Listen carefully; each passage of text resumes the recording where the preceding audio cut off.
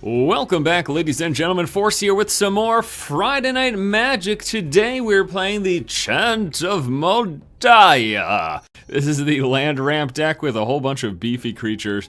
The particular version that I'm playing, ooh, this is good. The particular version that I'm playing is actually more green creature centric. Now we do have a couple of the crazy, oh my gosh. There's a Goblin Arsonist, and then we're gonna get rushed down. We do have a couple of the crazy colorless creatures, but it's pretty much just a deck that's focused on the green creatures, ramping up and getting them out as soon as possible. So we start off here with an exploration, allow me to play an additional land each turn, which technically means next turn after exploring, I could potentially play 3 lands for the turn, because it'd be my 1 base land plus the exploration land, plus potentially the Explorer land. Now chances are I won't have those 3 lands to play, but nonetheless, ramping up for some, getting a bunch of lands in play, and then sort of taking it from there. Okay, so we can guarantee a land with a rampant growth, or we could explore to potentially get a land. If the Explorer works and we do hit a land, then we're gonna be able to get another land after that with the rampant growth. So this is this is guaranteed. Oh, no, wait. It does come into play tapped. I'm gonna take a chance. Might be a huge mistake. If we do get a land, it works perfect. Oh my gosh, that is unreal. We are so lucky. We are so lucky that that worked out. So we got a land, allowing us to play it, and then rampant growth after the fact. The reason I didn't rampant growth and do the other one is because rampant growth puts that land into play tapped, so I wouldn't have had that option. So now we are sitting at 5. Now that's still not enough to play the things we want to play. In fact, right now we actually don't even have a lot of options, unfortunately. Like, this isn't that great. This isn't that great. Luckily, the opponent here has gotten off to a little bit of a slow start. We've only taken a couple pings of damage here from this Arsonist, by the way. When this dies, he may have it deal 1 damage to a creature or player, as he so desires. Okay, so there is land number 6 that allows us to Summoning Trap. Look at the top 7 cards of your library. You may put a creature card from among them into the battlefield, and then the rest on the bottom of your library in any order. We can also play that for free, potentially. I'm gonna wait till after his turn though, because this isn't instant, so I can play it during his turn. And that will be the game plan. I'm gonna wait to see what he gets, wait to see what he does, and then respond by throwing down a Summoning Trap. He is playing a red deck, he's not gonna be able to counter. Furnace of Wrath, oh my gosh. He is gonna so regret that next turn. He is going to so regret that next turn. Furnace of Wrath makes all damage deal double damage instead, including damage from me. So, let's Summoning Trap. Let's see what we've got for creatures. Are you serious? Are you serious? Not a single creature. That is the worst. That is the worst. That is unbelievable. All right, well, we're gonna throw down Palaka Worm. I can't believe there was not a single creature. That is crazy. All right, oh, that is crazy. So here's why he's going to regret this. If a source would deal damage to a creature or player, it deals double that damage instead. That means when I hit him with this, instead of 7, it turns to 14. So he better have a way to kill this right now, or else he's in a heck of a lot of trouble next turn. We could have also thrown down a Tooth and Nail. I wanted to save Tooth and Nail for when I could Entwine. Tooth and Nail by itself lets me search for 2 creatures, put them into my hand. With Entwine, which makes it's 2 more, allows me to pay its Entwine cost. With Entwine, I get to put those guys directly into the battlefield. All right, so he's got a 4/2 flying that he's going to play. That is fine by me. I will still be able to hit him, and I'll be dealing 14 damage. Looks like he's gonna save to block as much of that damage as possible. Okay, so I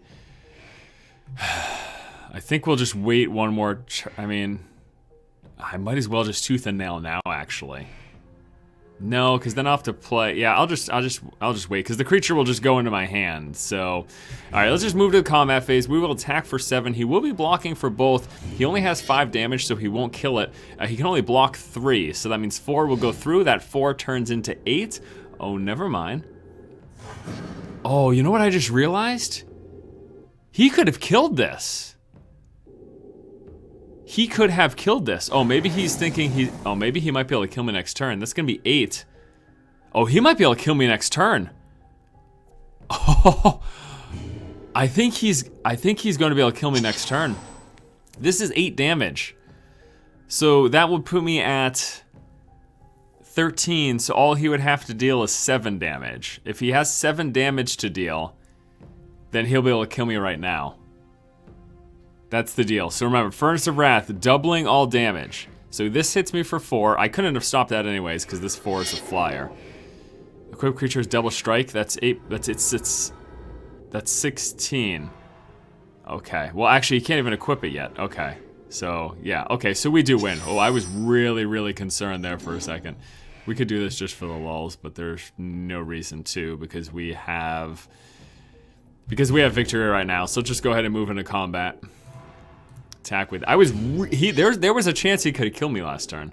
Well, I mean, not that I'm saying I know that he has the opportunity to, but I'm saying I was definitely worried. All right, well, this is game number 1. We get the win. Let's move on to a second match.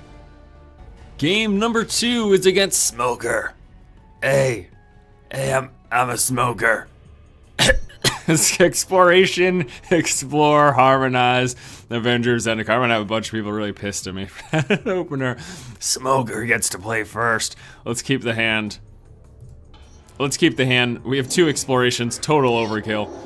But we're gonna. Oh no! This is gonna be a loss, probably. This is probably going to be a loss. Oh my gosh, are you serious? Look at this turn. You ready? 1 land, exploration. Okay, that's not that impressive. Exploration, 2nd land, exploration. 3rd land, we're still probably gonna lose, but what a hilarious opener. Holy moly. All right, so here's the deal. We are playing against the blue illusion deck. This deck is super bursty, especially if he has it. This opening hand of turn 1 Phantasmal Bear, turn 2 Lord of the Unreal. If you can't kill either one of these early on, which I don't really have the means of doing so, you're probably dead. You're probably screwed. So I'm probably screwed here. I don't see. Oh, this helps so much though. This is we probably have the best potential hand for dealing with what's going on here. Although I still think we might not lose. Holy crap! What is this? What is this opener? We're gonna be able to Primeval Titan next turn. And then after that, we can play an Avenger of Zendikar, attack with a Primeval Titan. Okay, so we might lose before all this happens, but this is it's an amazing start for us. We're still probably going to lose. I can't believe that. We have such an amazing start, but we're still probably going to lose. In fact, I almost think that if he just has an unsummon, then that's it. We're done right here. All right, so we're gonna give it our best chance effort. We're gonna start off here. We get the Primeval Titan. This is our best potential chance to not lose, but all he needs is a single unsummon, and we're done for. Oh, here it is. Here it is. Here comes the unsummon. So here's an Avenger of Zendikar. There it is. So we lose the game. That is unbelievable. We literally had probably the best potential responding hand. We basically, next turn, I would have attacked with the Primeval. I would have played the Avenger of Zendikar, got a whole bunch of 0-1 tokens into play, attacked with the Primeval Titan, which would have triggered 2 lands to come through, pumping up all of those little tokens. That would have been amazing, but even with that amazing hand, there's just too much speed, and we lose. Oh wait, I'm only at, oh, he's got the flying creature though. Okay. I was just gonna say, I'm at 1, but he's got the flying creature, so... Well, it doesn't even matter, because I can't even do what I wanted to do. The flying creature is going to kill me. Let me think. There are tangles in this deck, so we could potentially get a tangle, and that could stop us from dying. So this doesn't stop me from dying. I don't have any flyers. Playing this again doesn't stop me from dying. The only potential chance I have is the Oracle Maldaya and to get a tangle. That's it. Okay, that's not what we ended up getting. So that's the game. All right, well, game number 2 is a loss. That's crazy, though. That just shows you how bursty, how crazy this deck is. It just so much damage so quickly. And yeah, that's all he needed to do. The flying creature trumps me. If he hadn't played the flying creature, then we would have played the Zendikar, and we might have been okay. But there you go. I mean, that really. Really? I still can't believe it. We had one of the best potential openers, but he had one of his best potential openers, and we ended up losing as a result. So there you go. I'm actually going to draw a new hand. As much as I like the Explorer and the Titan. Okay, this is fine. Yeah, this is good too. This actually might potentially be better. We don't have any turn 1 crazy drops like we had those first 2 games with the Explorers. But next turn we can play... Next turn we can play the Explorer, because we're going to play land. Explorer, we have a 3rd guaranteed land to play off of that, plus we get the card draw. Turn after that we can Rampant Growth, and we should be going into a pretty early Primeval Titan, basically. So here's the Explorer, triggering the card draw. Let me play an extra land for the turn. We play out one of our extra lands, and then we pass the turn. So next turn we'll have 4, and we can either Oracle of Maldaya or Rampant Growth. If I draw into a land, I might Oracle of Maldaya. Let's see here. We're playing the blue-black deck. He's got some flying, which actually does hurt me, because I don't have a lot of flying blockers. When it dies, you can draw a card. Alright, so we gotta get this cracking here. We gotta get this cracking. Oh my gosh. Oracle of Maldaya or 2 Rampant Growths. 2 Rampant Growths, because then next turn we can Primeval Titan. That's the play. There's Rampant Growth number 1. Get a land into play tapped. Rampant Growth number 2, get a land into play tapped. Next turn we Primeval Titan, getting even more lands, and then we just take it from there. And then we just take it from there. I can't, that last game, are you serious? I mean, really? I don't even know. I was so happy because I'm looking at his opener. I'm like, okay. But then I realized, look at, like, my opener is insane. That the speed with which that I got out the Primeval Titan was absurd. He's gonna last grass, killing his own creature to draw. Oh, he is mana screwed. He is killing his own creature to draw a card because he is mana screwed. Well, that bodes very well for me. This is pretty much a guarantee. Well, not guaranteed, but him being so far behind, being mana screwed, is really good for us. All right, so we have 6. This Primeval Titan comes into play. Let's just get 2 lands into play tap. So now we are sitting at 8. That means very soon we're going to play the Artisan, potentially next turn. So long as he doesn't kill this, when we attack, we are guaranteed to get 2 more lands, although those come into play tapped, so never mind. So we have the All Is Dust. That would have also helped me last game, mass removal. The Artisan right here, which comes into play, gets to fetch a creature. This is actually the only Eldrazi that I have in this deck. I've got 2 of these. And then the Oracle of Maldaya. And he is actually forced to discard. Okay, so this is an obvious huge loss for him. There's really nothing to say about it. He is done. He is done. He is super done, actually. All right, so we are just going to move into combat phase. I will attack him for 6. Let's see if he has any response. I don't know if he's got any unsummons or something crazy like that. So this is the sort of thing, you know, sometimes I lose games because I get mana screwed. This is an example of my opponent losing a game because they got mana screwed. So long as he can't counter the Artisan, he is done. Or bounce it back. So we're going to attack him for 16 next turn, but beyond that, the Artisan has Annihilator 2. When it attacks, it forces the permanent, forces the opponent, he just left, forces the opponent to sacrifice that many number of permanents based on the Annihilator. So with Annihilator 2, I will attack. My opponent will have to sacrifice 2 permanents, which means he'll, at the moment, would be just left with 1 more land. Plus, beyond the fact that he's taking 16 damage here. Although this isn't trample damage, so we could block this. Alright, he's going to choose me to discard 2 cards. This is the card, either a target player draws 2 cards, or a target player discards 2 cards. He chose me to discard 2, but obviously that doesn't matter. We move into combat phase. We attack for 16, which is fatal damage. Beyond that, Annihilator 2 triggers, forcing him to sacrifice both. Actually, with the first Titan, I should have grabbed an Eye of Hugin. I don't know why I didn't do that. But anyways, that's the 3rd game. We're gonna move on to game number 4.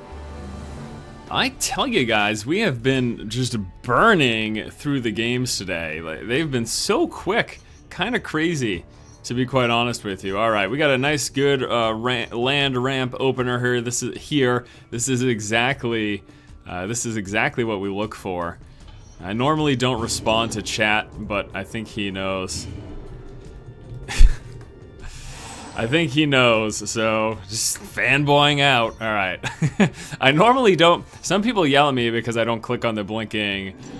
Some people yell at me because I don't click on the blinking chat, but that's on purpose. Like, I purposely don't do the. Oh my gosh, what a start here with the scoop mob, nice and early. I purposely don't click on the chat because I just don't. sometimes they're trolls or whatever, and those are just the sort of things that we don't want to deal with. So he has certainly got a better start than I, but we will have to see how this all ends up playing out, because I do have an All Is Dust, so if he's running a lot of green, we'll be able to clear his board before I start with much else. As a rampant growth from him, and then if he's got a land in his play, if he's got a land in his hand as well, he'll be able to exploration it into play. Looks like he does. So very soon his scoop mob will start getting big. Luckily, again, we will have a response with our All Is Dust, and I am hoping that next turn he plays another green creature as well, because that could go very, very well for us. Okay, so we're gonna do these two, I think. Yeah, I think this will be the best play. Let's explore first. Let's draw a card, see if we pull the land. We do. It's another explorer though. So we might not be able to do this next turn. In fact, we probably won't be able. Well, wait, 1, 2, 3, 4, 5. Yeah, we won't be able to. So this gets pumped up right now. This is rough. Okay, all right. Oh my gosh, this is not good. He's gonna be hitting us for 10 before I can even do anything else. If I can do anything else. I guess the Primeval Titan guarantees me some lands. Oh, here we go. Okay, so we're gonna go Oracle, and then we're gonna explore. I don't want to play the Primeval Titan before my All Is Dust, so let's explore. Draw a card. If this is a land, we'll be able to play it just like that. There we go. Okay. So next turn, we're going to All Is Dust. Unfortunately, though, we are taking 10 damage from this, and plus the Piper if he attacks with it. Ay.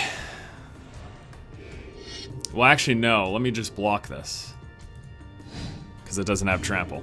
So we won't take that damage. That's fine if the Oracle dies. It's going to die next turn anyways because of my All Is Dust.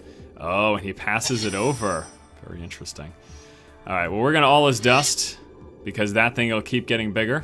So this clears the board now, resets things, and although we're lower in health, it may not be over, because we do have the Primeval Titans, which are going to be pulling us into some land, and I don't know what else he's got in his hand. Obviously no big creature right yet, because he would have played it if he could have. So this might be pretty good. We might be doing all right here. All right, so we're going to do 6 for the Titan, get it in play, get 2 lands. We've got an Oracle plus another Titan. We'll play both of those next turn. And then if we draw into any of our big creatures, or a Tooth and Nail would be ideal. Or the Zendikar creature, one of those two. So a little bit of a rough start, but I'm feeling a little more confident now. There's an All Is Dust from our opponent. That's okay. Remember, we've got some more stuff going on here, so we're not completely out of the game. We are going to... Let's Primeval Titan first. Get 2 lands through. This is crazy. If he's got another All Is Dust, though, then I'm probably screwed, and we probably do lose. I should have gotten the eye last time as well. That was really silly of me not to get the eye last time. The eye could save me, though, big time. Gosh. Because the eye is going to allow me to pull into my own Eldrazi. I've got 2 in my deck, and when that comes into play, I can pull a graveyard. Alright, so I can pull a creature from my graveyard. Alright, so there's that. But we do have the eye. Remember that. We've got the eye. It's really huge, actually. So we're going to tap the eye. Let's just search through for a Eldrazi and put it right here. So there's our Eldrazi. And then the card is revealed. We can then play the Eldrazi because it costs 2 less, and then lets us pull a creature from our graveyard. We will pull the Primeval Titan, and we may have just won the game right there. That may be it. That is huge. Getting the Eye of Ugin, pulling into that Eldrazi, being able to play him this turn. That is huge. So we've got the obviously 16 swing damage next turn. But beyond that, he has to sacrifice for the Annihilator 2, which is no good for him. He does have a Tangle on the top of his library. Unfortunately, he can't play that. Oracle only lets you play lands from the top of your library. So it looks like we may end up having the victory here. Looks like he's thinking about something in his hand. He's going to play another Oracle. That doesn't do him any good. It does give him some blockers, but he's going to be ditching lands here. And that is pretty much the game. So what we will do, just going to go ahead and move straight into combat. We could We could search again and pull our second Artisan, but we're not going to do that. I'm just going to play the Palaka Worm because it is trample damage, just in case he plays some other creatures or whatever. So here's this. He has to sacrifice 2 permanents now because of the Artisan, so that puts him further behind in the lands. He's going to block the 10-9 that doesn't have trample. He's going to let the 6-6 that does have trample go through. We will play the Palaka Worm. Okay, we gain some life. We also, I guess I could have just waited to do that to the end of his turn. We are going to grab the second one of our Eldrazi's and put him into our hand. And I'm actually, that is really cool. Like, we turned this around. It was a very rough start with him opening up with that Scoop Mob and having it get as big as it did, as fast as it did. But we were able to respond, and this is pretty much game set. Oh no, wait, you know what? He does have the Tangle. He does have the Tangle. Well, darn tootin'. Well, I can still attack with the Eldrazi, which is going to... Yeah, so we're still going to attack with the Eldrazi because he'll have to sacrifice permanents, and we'll also attack with this because that will get us land. I won't attack with this, though, because I'm assuming he's going to Tangle here. Okay, so Tangle goes through, prevents all combat damage from happening. However, we still get the trigger of the land. This is filtering out our deck, allowing us to draw into more creatures. And we still get the trigger of this, which forces him to sacrifice 2 permanents. So yeah, that's the game there. So there's this Tangle. This happens. He's choosing no blockers. It doesn't matter because no damage goes through. We're going to Artisan, which lets us get another creature back. We will get our second Titan. Titan comes into play, letting us pull 2 lands from our library, put it into our hand. How small is our deck right now? It's only 24 cards compared to his 42. We're going to play the Exploration just for the lulz, and then we'll pass the turn on over. I mean, you know, it could be scary if he had another All Is Dust, but the thing that really secures it for us here are these double Artisans. I mean, that's pretty much just the nail in the coffin.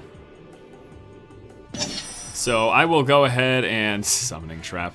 I will go ahead and swing with everything that we can. It's moving to combat phase. We'll swing with these. Okay, we're going to get our 2 lands. We are going to trigger that.